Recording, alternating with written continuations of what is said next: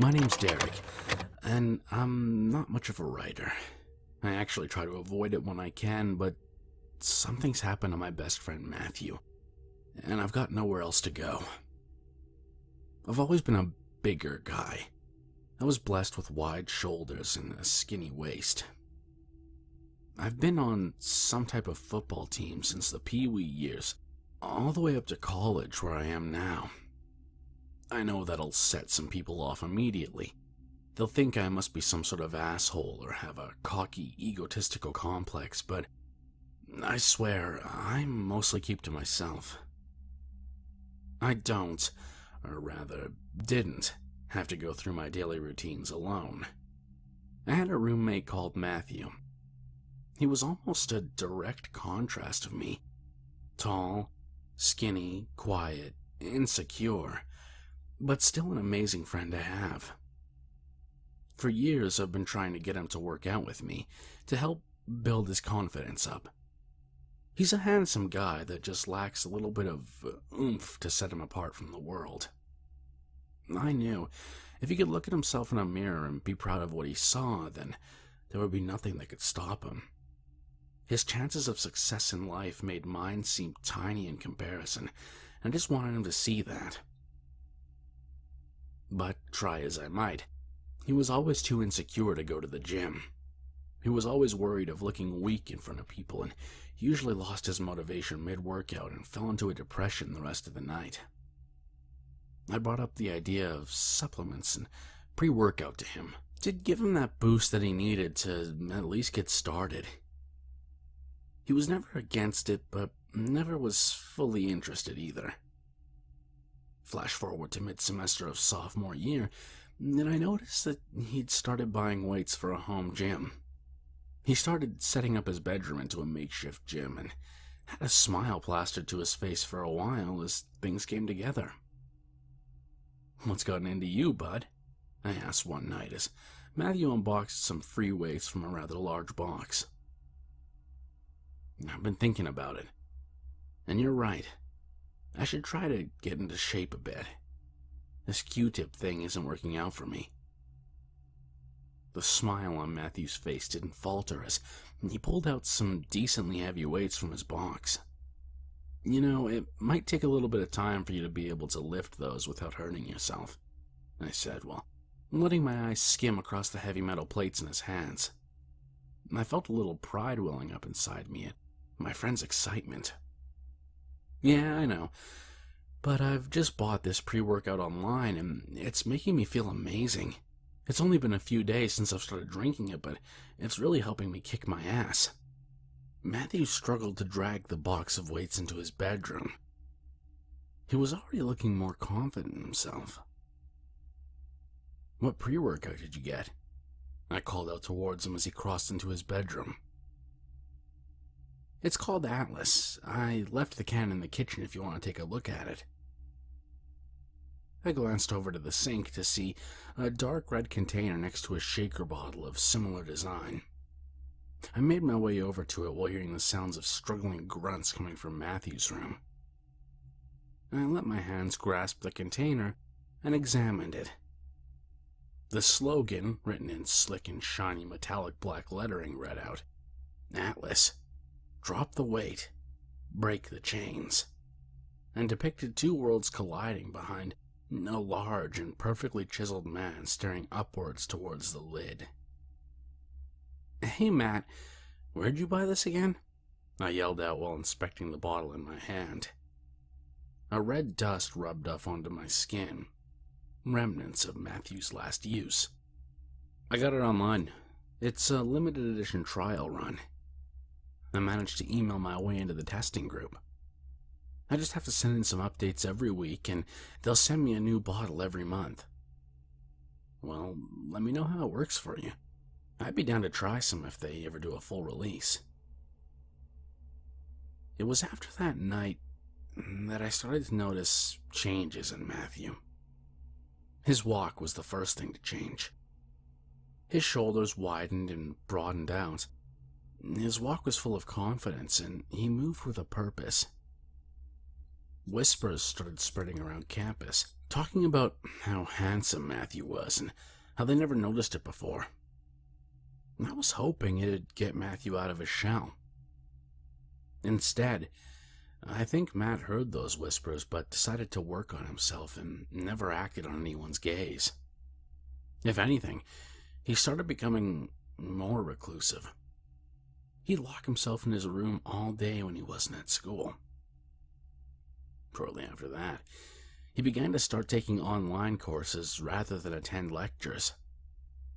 Every day, I'd hear him from the other side of his door lifting weights nearly non-stop and groaning with a mix of pain and euphoria.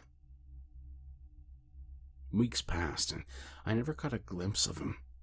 Every once in a while, I'd ask from the other side of the door if he wanted to go grab something to eat, or, hell, even if he was still breathing. He'd always reply with the same thing. "No, I'm good in here. I gotta keep up with my schedule right now. Maybe later." With the constant rejection, I let him be for a few months. Eventually, I began to notice that his door would be open at night, and he'd be gone. I assumed he finally hit his limit for the hermit lifestyle he'd chosen. When I'd wake up in the morning, his door would be shut, and I'd hear him grunting with the sounds of metal clanking together in a perfect symphony. One night, curiosity got the better of me. I wanted to take a glance in his room and see what he'd done with it. So, one night when I came home from school, I made my way over to his blackened room. I felt myself tiptoeing even though I knew he'd be out for at least a few more hours. I let my hand slide inside his room, scaling the wall, looking for a light switch. I felt the little familiar knob and flipped it on. What I saw confused the hell out of me. For starters, his bed was completely gone. The room itself was mostly empty without it, the only exception being several large stacks of heavy weights lining one side of the wall, while a large mirror took up nearly half of another wall. A thin exercise mat was placed right in front of the mirror. Dark spots spotted the mat like polka dots. I cautiously crept inside the room to get a better look. I approached the mat and crouched down in front of it and saw the black and red dots of fresh and old clumps of blood. I felt the hair on the back of my neck stand up. Something wasn't right. I let my eyes trail across the rest of the room and saw several more drops of blood in front of his bathroom door. I got back up to my feet and made my way to the door and slowly pushed it open. After flicking on the lights, I felt my jaw drop. I felt like I'd stepped into a serial killer's hideout. Blood heavily splattered the floor of the shower. Streaks of multicolored reds ran down to the drain in thick spirals.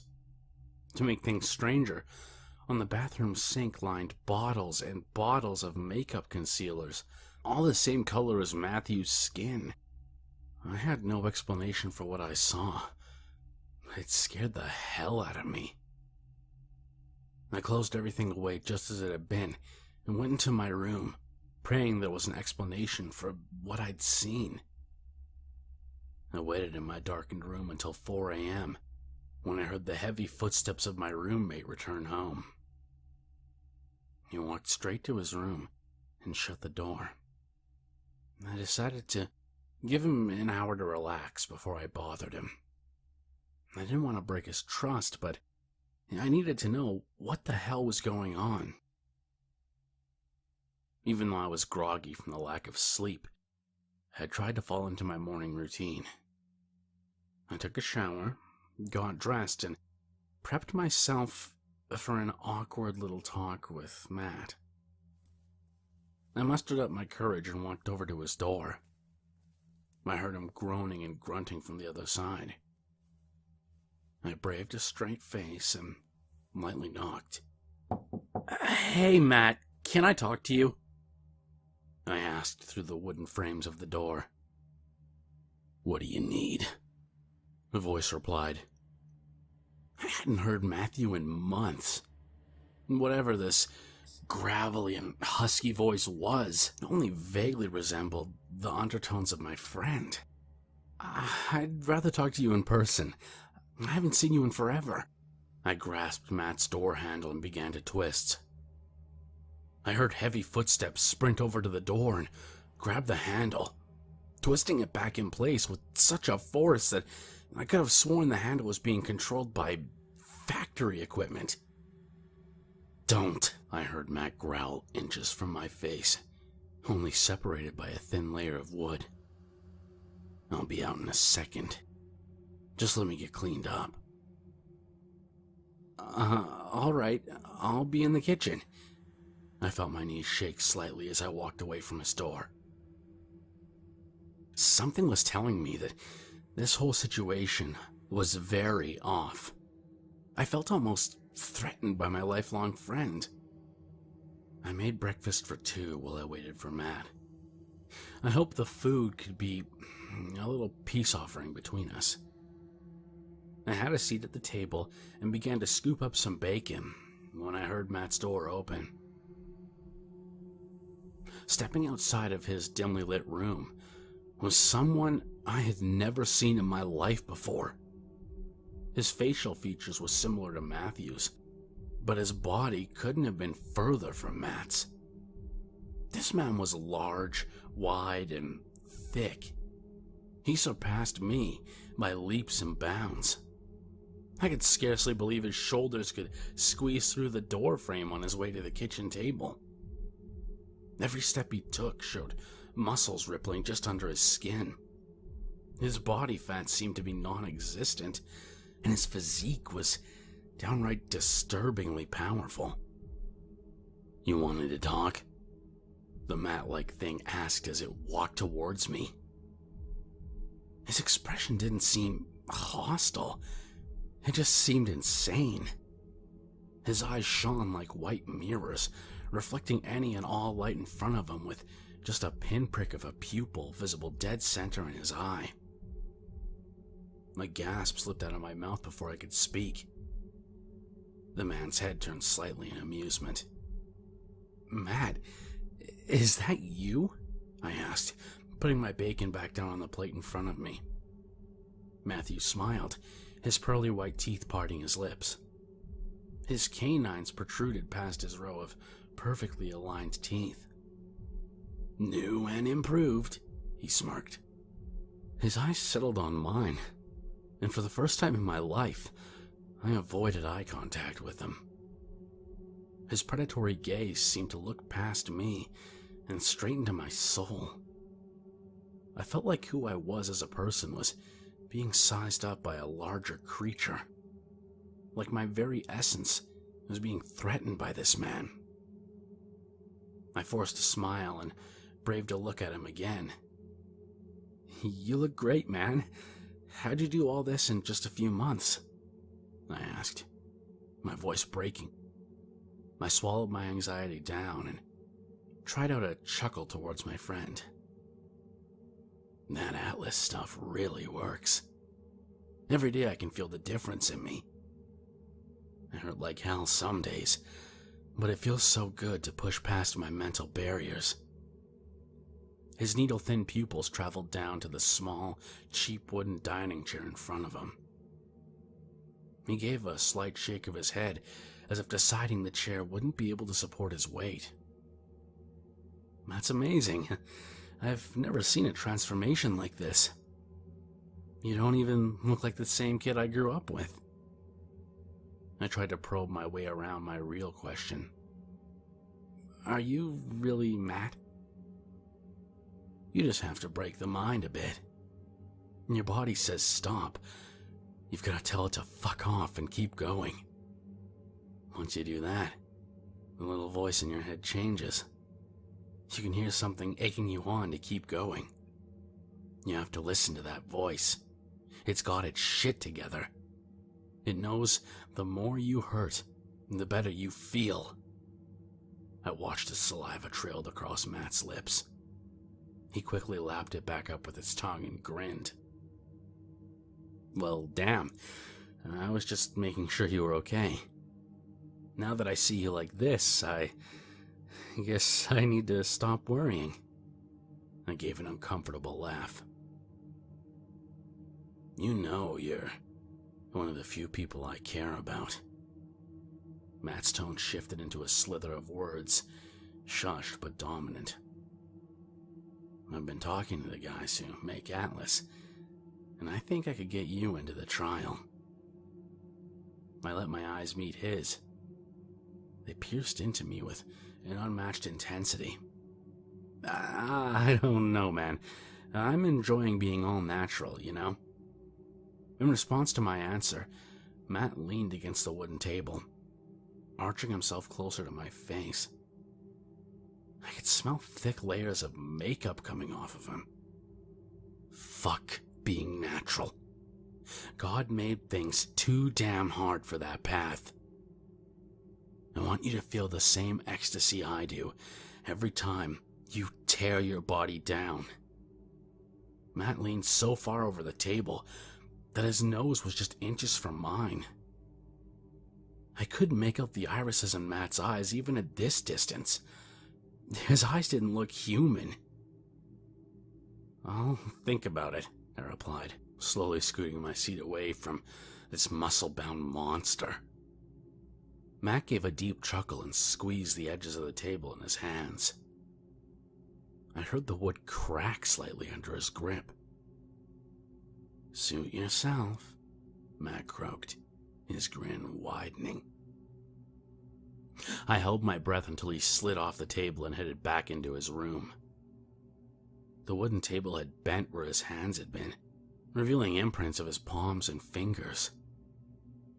I was terrified from that point on.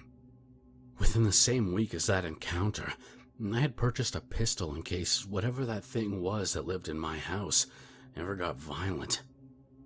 I felt sick to my stomach, even thinking of using it against my best friend, but I didn't know any other options. He was so beyond my comprehension of strength that I felt powerless in my own home. To my apprehension, Matt seemed more and more interested in me. He began making food for me when I got home. I never saw him touch a bite of anything himself, and I couldn't help but notice every meal he made me was dusted in a red powder. Contrary to popular belief, I'm not dumb. I knew he was trying to feed me some of that Atlas powder. I declined his meals, saying I was too tired and that I had already ate. He never seemed upset at me for it, but a twinkle in his eye and the grin on his face told me he was toying with me. Matt wanted to break me. Eventually, just sleeping in my room at night had me paranoid. I felt my skin crawl as I lay in bed, and thick waves of heat flashes hit me while I was trying to sleep. After several unfit nights of insomnia, I found myself beating my body up. Literally. I'd slam my fists into my thighs and shoulders, angry at my own body for not letting me get the rest I needed. After days of personal abuse, I began noticing something strange. A red powder was leaking out of my air conditioning vent, staining the white walls of my room. Matt had put that pre-workout into my AC and air vents while I was away at school. I had enough.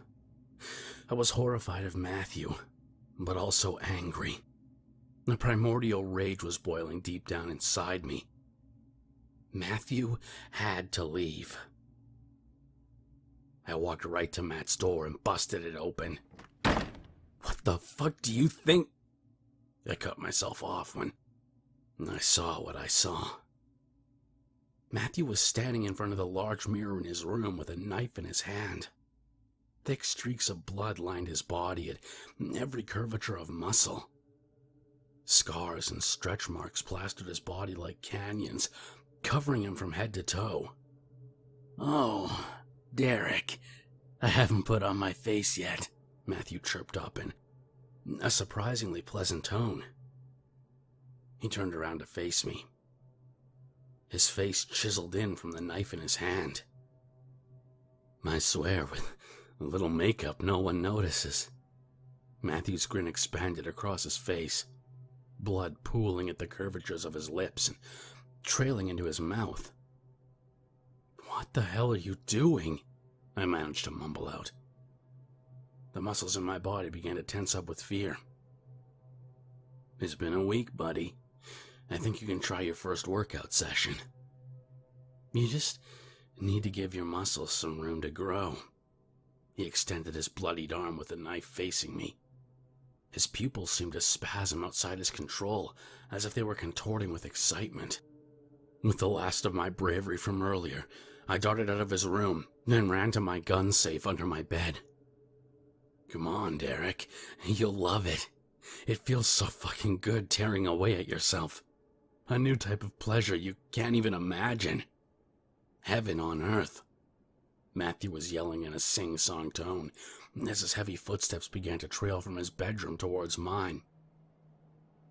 I managed to unlock my safe and grab my gun just in time to have the large shadow of my friend cross the threshold of my room. I pointed the barrel towards him and felt tears welling up in my eyes. "Stop it, Matt, please. I don't want to shoot," I sobbed out, sweat stinging my eyes. "I'm not going to stop, Derek. I love you like a brother. A little pain now can lead to so much excitement in the future." He took a step towards me. Skin on his body began to fold over on itself, exposing the sinew and muscle underneath. His veins were a deep red and pulsated throughout his body in violent bursts. "Please tell me you're not Matthew. Please." I let my finger wrap around the trigger, prepared to fire. "I am, though. This is who I want to be. Atlas helped me realize there's so much more out there. A literal world of pleasure. Real, physical pleasure awaits us." He took another step with the knife tightly clenched in his vice-like grip. "I'm sorry, Matt," I said under my breath as I pulled the trigger. I hit the beast of a man's center mass. Curdled blood began to pump from his body, and underneath that, in the hole of his skin, was a black inkiness. A living void pulsating inside his body, unaffected by the bullet. "Ouch," the beast joked. The flaps of his skin began falling off of his body. Matthew used the knife in his hand to pull and tear chunks of flesh off of his frame, exposing more and more of the void inside of him. I didn't know what to do. I fired a few more shots at the creature, got nothing more than jeering in response. It was laughing at me. With one last shred of hope in me, I shot the creature in the eye.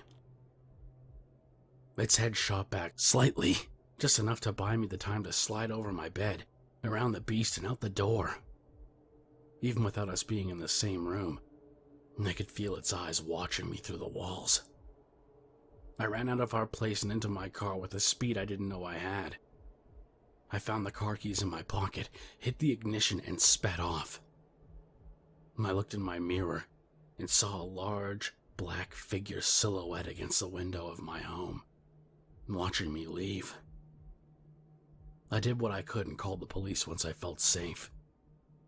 I told them nearly everything, except the inky figure just below Matthew's skin. When they investigated our home, they found Matthew's blood everywhere in the house, along with several other blood types that might belong to some missing girls who disappeared recently. They still haven't found them, but I hope they turn up. I just pray Matthew didn't get to them in the same way he tried to get to me.